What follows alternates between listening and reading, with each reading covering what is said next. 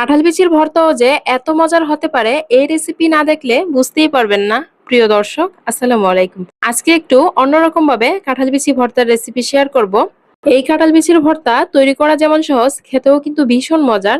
একবার হলো বাড়িতে তৈরি করে খেয়ে দেখবেন। কাঁঠাল বিচি ভর্তা তৈরি করে নেওয়ার জন্য শুরুতে একটা প্যানে 20 থেকে 25টার মতো কাঁঠাল বিচি নিয়েছি। কাঁঠাল বিচির খোসাটা ফেলে দিয়ে উপরের লাল আবরণটাও কিছুটা ফেলে দিয়েছি।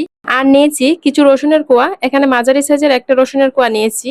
আর নিয়েছি 3টা মিডিয়াম সাইজের পেঁয়াজের ফালি, কিছু শুকনো মরিচ, এখানে 8 থেকে 10টার মতো হবে শুকনো মরিচ, কিছু কাঁচা মরিচ। শুকনো মরিচ ও কাঁচা মরিচের ঝালটা আপনারা যার যার স্বাদ মতো দিবেন, যে যেরকম ঝাল খেতে পছন্দ করেন। এরপর চুলায় একটা প্যান বসিয়ে কাঁঠাল বিচিগুলো দিয়ে দিলাম।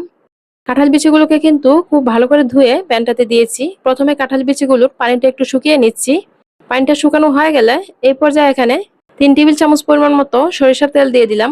যে কোনো ধরনের ভর্তা কিন্তু সরিষার তেল দিয়ে করলে খেতে বেশি মজার হয়। আপনাদের যাদের হাতের কাছে সরিষার তেলটা থাকবে না, চাইলে সয়াবিন তেল দিয়ে করে নিতে পারেন। সরিষার তেলটা দেওয়ার পর ভালো করে একটু নেড়েচেড়ে মিশিয়ে নিয়ে পরিমাণ মতো একটু লবণ দিয়ে দিলাম। লবণ দিয়ে কাঁঠাল বিচিগুলো ভেজে নিলে কিন্তু খুব সহজেই সিদ্ধ হয়ে যায়।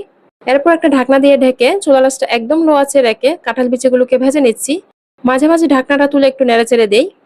কাঁঠাল বিচিগুলোকে এইভাবে আমি 20 থেকে 25 মিনিটের মতো ভেজে নিব। আর এই 20-25 মিনিটে কিন্তু কাঁঠাল বিচিগুলো খুব সুন্দর সিদ্ধ হয়ে যাবে। তো প্রায় 25 মিনিট পর আপনাদের সাথে শেয়ার করছি। এই পর্যায়ে মনে হচ্ছে কাঁঠাল বিচিগুলো পুরোপুরি সিদ্ধ হয়ে গেছে। ঢাকনাটা তুলে সবগুলোকে একটু নেড়েচেড়ে দিচ্ছি। তো একটা কাঁঠাল বিচি পানি দিয়ে ধুয়ে একটু চেক করে নিয়েছি। তো দেখুন কাঁঠাল বিচিটা কতটা সুন্দর সিদ্ধ হয়েছে। কাঁঠাল বিচিগুলো সিদ্ধ হয়ে গেলে প্যানটা থেকে তুলে নিচ্ছি। এই প্যানের মধ্যেই শুকনো মরিচগুলো দিয়ে দিলাম। চুলার আঁচটা মিডিয়াম আঁচে রেখে শুকনো মরিচগুলোকে ভেজে নিচ্ছি। শুকনো মরিচগুলো ভেজে নেওয়ার সময় এই জিনিসটা অবশ্যই খেয়াল রাখবেন, মরিচের ভিতরের বিচিটা যাতে ভাজা ভাজা হয়ে যায়, তাহলে কিন্তু ভর্তাটা খেতে বেশি মজার হয়। মরিচগুলো ভাজা হয়ে গেলে প্যানটা থেকে তুলে নিয়ে এই তেলের মধ্যেই রসুনের কোয়া ও পেঁয়াজের ফালি ও কাঁচামরিচটা দিয়ে দিলাম। পেঁয়াজ, রসুন ও কাঁচামরিচটাকে চুলার আঁচটা মিডিয়াম আঁচে রেখে ভেজে নিচ্ছি। কাঁঠাল বিচির এই ভর্তাটায় পেঁয়াজ, রসুন ও কাঁচামরিচটা এইভাবে তেলের মধ্যে ভেজে দিলে কিন্তু খেতে খুবই মজার হয়। 5 মিনিট ভেজে নেওয়ার পর এই পর্যায়ে দেখুন পেঁয়াজ, রসুন ও কাঁচামরিচটা খুবই সুন্দর ভাজা ভাজা হয়ে গেছে।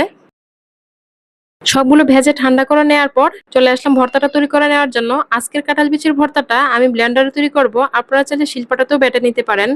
ভেজে রাখা কাঁঠাল বিচিগুলো ব্লেন্ডারে জারে নিয়ে নিলাম। এরপর দিয়ে দিলাম ভেজে রাখা পেঁয়াজ, রসুন ও কাঁচামরিচটা। সবগুলোকে একসাথে প্রায় 40 সেকেন্ডের মতো ব্লেন্ড করে নিলাম। ব্লেন্ড করা হয়ে গেলে একটা বাটিতে ঢেলে নিয়ে নিচ্ছি। তবে আপনাদেরকে একটা কথা বলে রাখি, কাঁঠাল বিচির এই ভর্তাটা কিন্তু ব্লেন্ডার থেকে শিলপাটায় তৈরি করলে খেতে বেশি মজার হবে। আমার হাতে আজকে একটু সময় স্বল্পতা আছে, এই জন্য ব্লেন্ডারে তৈরি করে নিচ্ছি। এরপর বাটিটাতে ভেজে রাখা শুকনো মরিচগুলো নিয়ে নিলাম। মরিচগুলোতে পরিমাণ মতো লবণ দিয়ে হাত দিয়ে মেখে নিচ্ছি। আজকের কাঁঠাল বিচি ভর্তায় আমি কিছু কাঁচা পেঁয়াজ দিব। তো যারা ভর্তায় কাঁচা পেঁয়াজ খেতে পছন্দ করেন না, চাইলে শুকনো মরিচটা দিয়ে ভর্তাটা মেখে নিতে পারেন। তো আমি এখানে একটা মিডিয়াম সাইজের কাঁচা পেঁয়াজের কুচি দিয়ে দিলাম। কাঁচা পেঁয়াজের কুচিটা দেওয়ার পর মরিচটার সাথে খুব ভালো করে হাত দিয়ে মেখে নিয়েছি। এরপর এখানে পরিমাণ মতো সরিষার তেল দিয়ে দিলাম।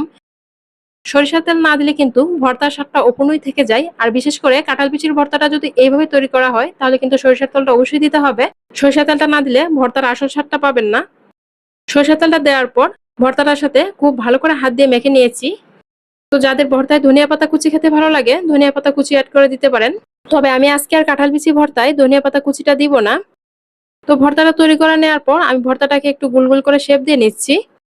আজকের এই ইউনিক স্টাইলে কাঁঠাল বিচি ভর্তার রেসিপিটি কেমন লেগেছে কমেন্ট করে জানাতে ভুলবেন না। আর এরকম সহজে মজার মজার রেসিপি পেতে আমার ইউটিউব চ্যানেলটি সাবস্ক্রাইব করার অনুরোধ রইল। যারা ফেসবুক থেকে দেখছেন প্লিজ পেজটাতে একটা লাইক ও ফলো দিয়ে দিবেন।